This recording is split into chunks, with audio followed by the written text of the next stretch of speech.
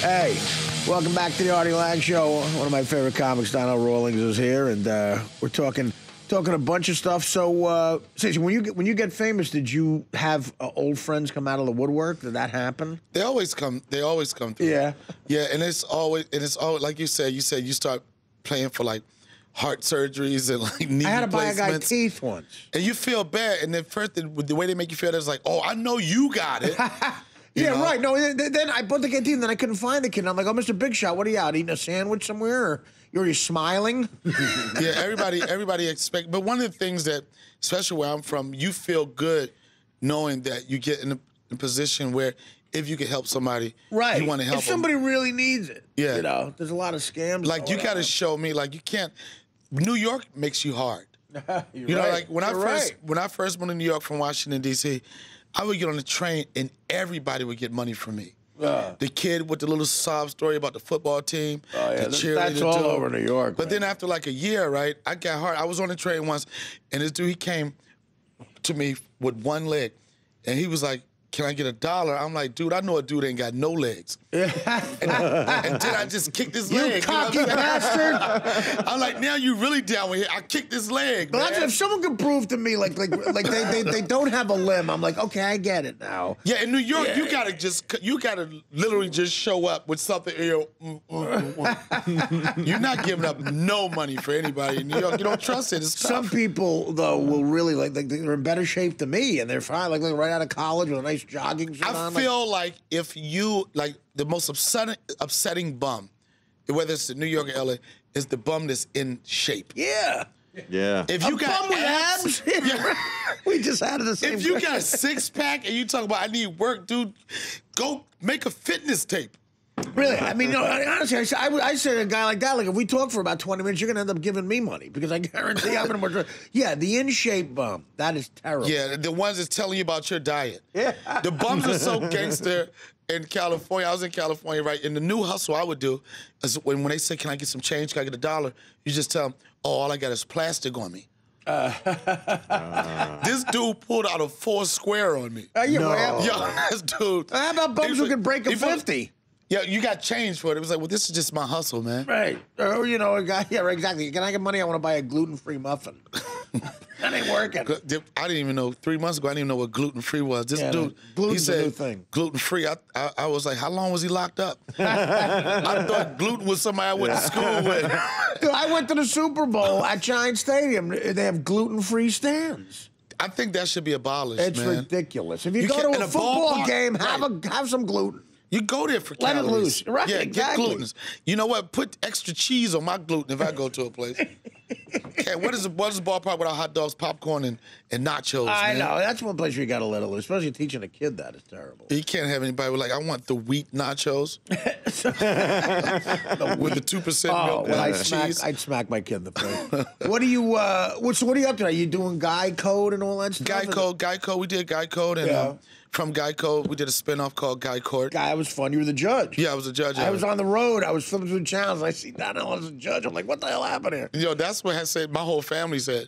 But it's so funny. The interesting story about that. Times they are changing. Yeah, times change. But the interesting part about that is, I have a brother that's academically gifted. He went to Brown University. Okay. He went to Georgetown Law. Ivy League guy. Yeah, he's an Ivy League guy. He's smart. No facial hair. Anytime I talk to him, he starts with, "I beg your pardon." Really? Yo, he starts with. Your older brother? Yeah, my middle brother. Oh, okay. Younger, and he always says to me, "And you say that." You know, he leans into it like, "And you say that to say." Oh, no kidding. What makes me feel really So stupid. you try like a lawyer. You say like a lawyer. You want some argument. everything is lawyer with him. Yeah. Everything, even our like. The worst thing about an intellect, you can't get gangster with him. Yeah, he's got a legal mind, so everything's And like, he'll destroy right. me. Like, we would argue when we were younger. I would be like, yo, when I see you, I'm going to see you. We're going to get it popping. We're going to turn up, whatever, da-da. And he would be like, I don't understand. What does that mean? Are you high right now? But the thing that you're talking about, like, paying back. So he's been like the smart guy in our family for our entire life. Right. You know, he's a lawyer practicing in D.C. So he went to Georgetown Law. Huh? Georgetown Law, Brown University, Georgetown Law. He's the man. Yeah. But now Thanksgiving, I finally trumped him. Oh, yeah. Because he's a lawyer practicing in D.C., but I was a judge. Yeah. That's right.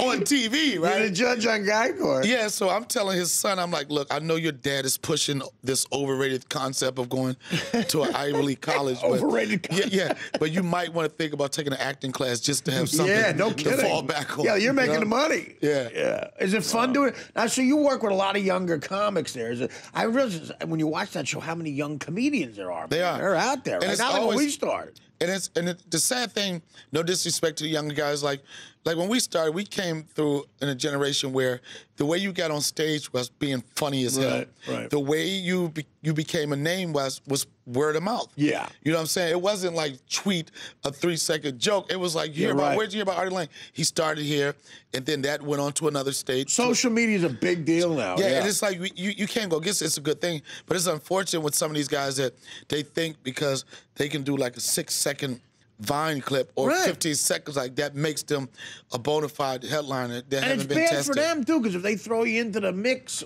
just based on that, you're not prepared. Yeah. And you bomb in a big situation, that's not good for you. It's not good for you. But then they'll fall back like, I bombed in front of 20 people, but I got 2 million people follow me on Twitter. Nowadays, that is bigger. I hear, younger agents that I deal with, I just book out. I went on a book tour, and you could kill doing Conan for 2 segments. Yeah. They're like, that means nothing. If you want Ashton Kutcher to tweet something, that's a big thing. That's better for your book than killing on Conan. But the thing is, if you come from when you come from the era we came from, when you had work ethic and stuff like that, it's hard to accept the change, but it's evolution, and eventually it is. No, you got it. There's no way around it. Look, God bless them. They're playing it again. So the thing, don't hate the player. Hate the game. Guys can get writing gigs based on funny. They don't have to leave their basement. They don't have to leave their basement. And then the new thing is like with Vine, right? And I was hosting a show in L.A., and I was being sarcastic because I was a little fed up with like the internet superstars. Right. So there's one guy that's pretty well known in the Vine world. So that means he's well known as doing 6 seconds. Vine is literally 6 seconds, right? Yeah, it's 6 seconds. Yeah. But I was being a butthole that day, right? I was like, we got so-and-so at so-and-so here. We're going to see if we can get up here to do a 6-second guest spot, right? And the 6-second guest spot was his whole set, you know what I'm saying? And he went up there, and after 6 seconds. I'm telling you, you should have saw him sweating, Artie. Like, after 2 minutes, he was like, oh, my God, that was like 13 vines, man. It is true. It's the truth. I got to take a break. Donnell Rawlings is here. We'll talk more after this. Welcome back to the Artie Lange Show. Last few minutes with Donnell Rawlings here, wrapping it up. We're going to talk a little bit about, what you got going on as far as now with the road. Do you do a lot of stand-up? I do a lot of stand-up. Yeah. I think I moved. I was living in New York for like 14 years. I moved to L.A. maybe 3 years ago because my personal appearance gigs was slowing down. So I was like, let me give myself a little bit. Acting work. Get some acting work. Yeah. But the minute I moved to L.A., that's when my road work started going crazy. And I don't contest to be a working actor. I'm a working comic, so I have to go out on the road. Well, that's where the money is. Cash. We're used to, comics, at least that was the only thing we had where people who just acted, we could make money. But I got to say, everything I've ever seen you act in, it's always interesting. It's good. Thanks, man. So you might as well pursue it. When it's here, if the opportunity presents itself to me, I'll take it. But until then, I'm really comfortable with knowing that I've built enough name where I can make an honest living just cracking jokes. And I'm like, I'm a microphone fiend. Some people do it like, let me just do it. I really enjoy doing stand-up. Well, me too. It's like I just did Carolina this weekend. I'm constantly on the road. It's like when you get done with that, you're like, we've been doing it for a while, so you might be a little bored with it, but at the same time, it beats working for a living. It's not Let like me tell work. You something. I tweeted the other day. I said, I used to work 8 hours a day. Now I work 8 hours a day. You know what I'm saying? It's like you say, when you things get put in perspective. Yes. Once you see the other side. Right. That's you know what I'm saying? We thing. take it granted. You're like, how much time you want me to do? 45 minutes? No, I want you to do an hour. You want me to do a whole hour?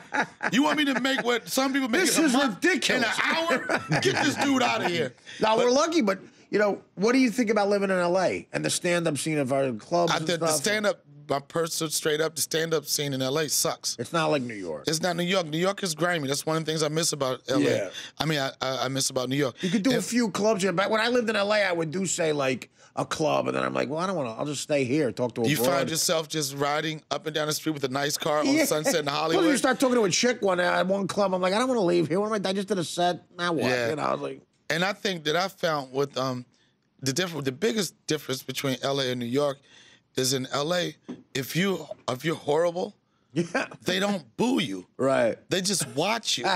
Like you're like a painting. You're owed the time that they say. If they say you get 12 minutes, you get 12 minutes, whatever happens. Right. I watched this comic bomb, and I'm like, why isn't nobody giving him the light? Yeah. He bombed from minute 1 to 12. And stayed there. And then at the end of it, he said, thank you guys were great. No, they weren't. Right. You sucked, which made them suck. You guys were great. And you know, in New York. Bye, we were both terrible. Yeah. I hate you as much as you hate me.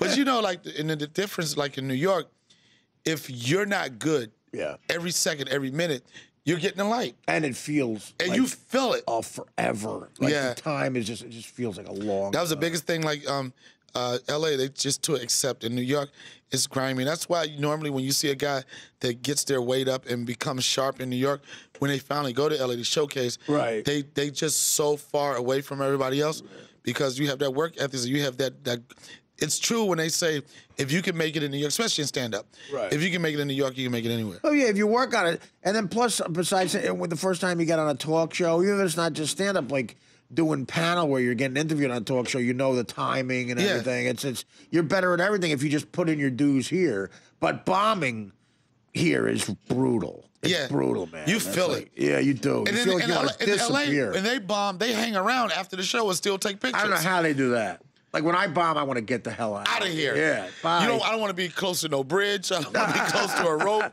I gotta get out of here. Yeah, I'm. No, you feel like honestly, you want to just like go like this, and disappear into the wall, just like okay, bye. And then the thing about it is that I know that one thing about the New York grind is you want to disappear, but you can't wait to get back on stage. To redeem yourself. Yeah. Yeah, well, that's true. Especially, right. You're like, especially if you do it for a living, you're like, okay, I got to get back on stage because the sooner I can forget about that and put it in my rearview mirror, I can go out. Yeah, the better. And continue to make money, yeah. And continue to do whatever it is I do for a living. Yeah, when you bomb, when you're broke and you bomb, it's detrimental. Oh. You're like, oh my God, I'm never gonna get a $50 spot again. Yeah, well, it's like, now what? You know? Yeah. But, so when are you going back to LA? Monday. After I do this Caroline stint, I'll go back to LA. I'll be there for like 3 days. So you're at Caroline now? I'm at Caroline's this weekend. This weekend? Yeah. Go check out Donnell Rawlings at Caroline this weekend. Great club. Thanks for coming by, bro. Thanks for having me, man. Always a pleasure. And in the words of Scarface, you my N-word. Thank you, brother. The Artie Lange Show, weeknights on Audience, only on DirecTV.